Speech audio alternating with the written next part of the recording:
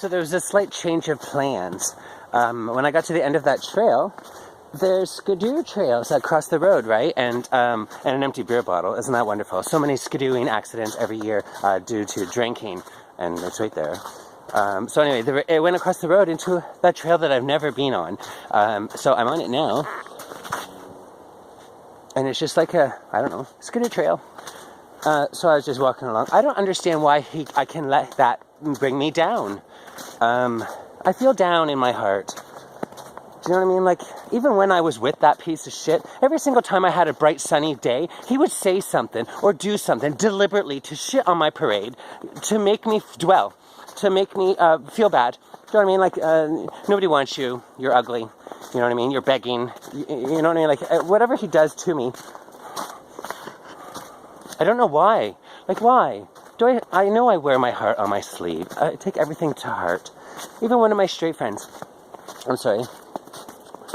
Yeah, he's straight friend. Anyway, but we party together and stuff. And he's the one that, in one of the videos, he likes me and I don't know why. Right? Anyway, I keep flirting with him. I'm flirting with him. And I said to him, he's older than me, muscular, tattooed. He's on my YouTube channel under Stretch It, Restretch It. That's Ryan. Anyway, he says to me, he was talking to my friend Megan, and he goes, so you react on my Instagram with with heterophobic remarks, and when I reply, you take it to heart, and you react horribly by it. I'm like, what? He's like, I know, I talked to Megan. I'm like, well, I can tell you right now, Megan's going to get a slap. 2 is, don't let a straight female heart think she knows what the gay heart is. Let me elaborate, Ryan. You're one of the people, I'm sorry, not you're one of the people, you're one of the chocolates in the chocolate box that is very fancy wrapped. You're the one chocolate that I'm dying to open. You know what I mean? Like, the picture is so nice that I'm dying to open, the wrapper. I'm dying to, look at it, it's like yuck hole. I'm just eyeballing on how to get around. You're one of those chocolates that I'm dying to open. But if I ever got a chance to open that chocolate, I just found out that you're exactly the same as the nutty fucking one right beside you. And that changes things. He called me weird, or this is weird. I'm still not on that side of the road. I don't care if you're on this side of the road or not. Ryan, I never want to open your wrapper. It's just a flirty game with me. I always make digs about, because he's searching for love with females. And, you know, year after year after year, he don't have one. And so, he's heartbroken. Do you know what I mean? Or whatever the reason is. I just flirt with him to bring up his self-esteem, for one. I'm attracted to him. I also see him for larger than what you see as the outside. He's an artist. He's so worldly. You know what I mean? Like, he cares about famines and wars and how people at Tim Hortons even aren't getting the proper wages and stuff like that. Like, he cares about the homeless, and he cares about, you know, the system. People who get hurt and shuffled under the gravel or whatever. Like, he has a heart. He has a big heart, actually. And when I can see him for more than just the physical person in front of me, he's wonderful on the inside. And he always surprises me and baffles me with how much of a heart he is. Because to look at him, tattoos and kickboxer, and do you know what I mean? You would think very abrasive. Like, that's his image. You know, big old fucking peacock. No, he's not. No, he's not at all. He looks like a big old fucking peacock, splashing his feathers around, but he's not. And when you take the time to talk to him, I can hang on every word he says, because everything it's a surprise to me that he's not what you see. Do you know what I mean? Like, that's it. Anyway, I told him, don't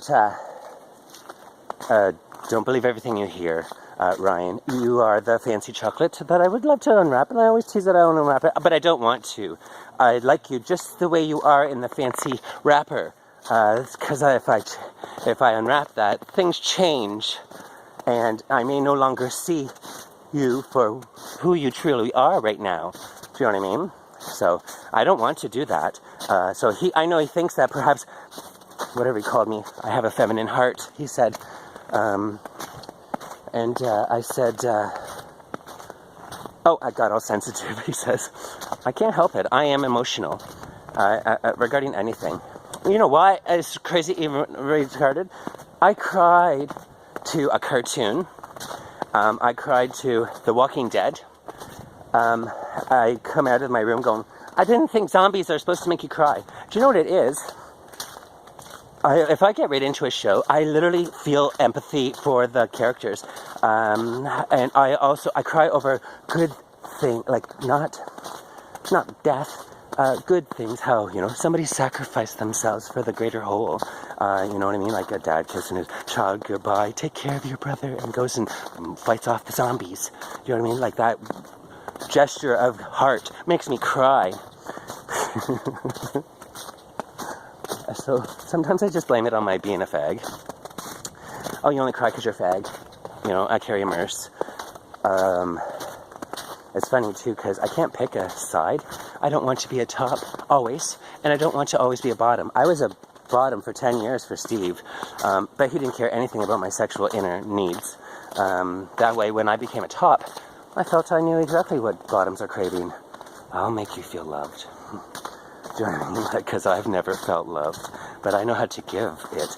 And that was one of my profiles too. I'm a worker bee, not a starfish, because nobody cares about my pleasure, but I take pleasure in giving pleasure. So as long as I'm the worker bee on you, I'm hard. You know? Oh my God, so speaking of that, so the 3 years I was with Steve, I sucked his dick, Mike, I sucked his dick like every day. His body, I would literally, this is real, I would be so hard and dripping pre-cum that it would drip onto his leg, because his legs are hairy. The friction between that, I can grind on him and come on his leg, sucking his dick. And so, you know, when I say I was good for every 10 minutes, literally, he came, I swallowed it, I came on his leg, I took 2 seconds to wipe off his leg. He rolled over. I did a 69 rim job, where I was grinding my cock in between his shoulder blades, eating his ass. I came again, between his shoulder blades. I was like a fat kid on a Smartie. I just fucking, oh my God. I couldn't get enough. And apparently he never knows what enough is, because I gave it to him sometimes twice a day, every day. And he's out doing this behind my back, and I didn't even know. I didn't measure loads. Do you know what I mean? Like, why the fuck would I? I thought he was genuine. I didn't realize he was a black-hearted, gold-digging fucking narcissist. I should have known something was up. When I first met him, he was on fucking antidepressants. And he moved into my house while I was at work and didn't even ask. You know, I came home and I'm like, oh, what's that? He's like, my clothes, my laundry. Oh, it was a mountain in the middle of my bedroom. A mountain of clothes.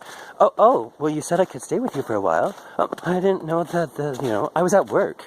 I just walked into my apartment and this is what's there. Okay. I should have known. You know, red flags everywhere. Now I'm scarred for life.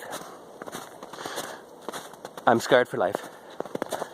As much as I feel like my heart is full of love and joy and warmth and everything, there is a cold, black, cold, hard side that I cringe away from. I feel like when it starts showing its face, it scares me. Because my heart could literally drive me to kill him and cry over it. Why? And yet I wouldn't want to. Why would I want to kill the love of my life? And that's ridiculous. How does that happen? Maybe I am crazy. Maybe I do deserve to go to jail. It doesn't matter. Even if I went to jail, you get out in 60 days or 90 days. I'm still the same person. You know, I'm clean now, so I'm not going to withdraw in jail. I'm fatter now. I'm not going to be poked on or bullied. And I certainly don't go to PC, because I've been to jail before. I'm not exactly sure where I am. But the road is turning, trail is turning, and I'm thinking that I'm heading north again, if my equilibrium is right. Oh, I love being outside. Do you know what I mean? And I only walk because I just can't stand still. not going to just stand there like a statue just to be outside. That's how I'm able to go sit on a log for an hour. You know what I mean? Or whatever it is. Obviously this is going to come out to a road somewhere. And when I get there, I'll touch back later on. I'll let you know how my day progresses. Maybe I'll get lost in the woods and get attacked by, I was going to say Sam Squinch, but no. What's those other things? They warned me about them, actually. That they will attack people. I don't know, I have my knife on me. I'm not as scared anyway. I lived in the forest. I'm not as scared of fucking animals. They're all scared of me. Even wolves and shit, they're scared of me. You're scared of me. I'm scared of me.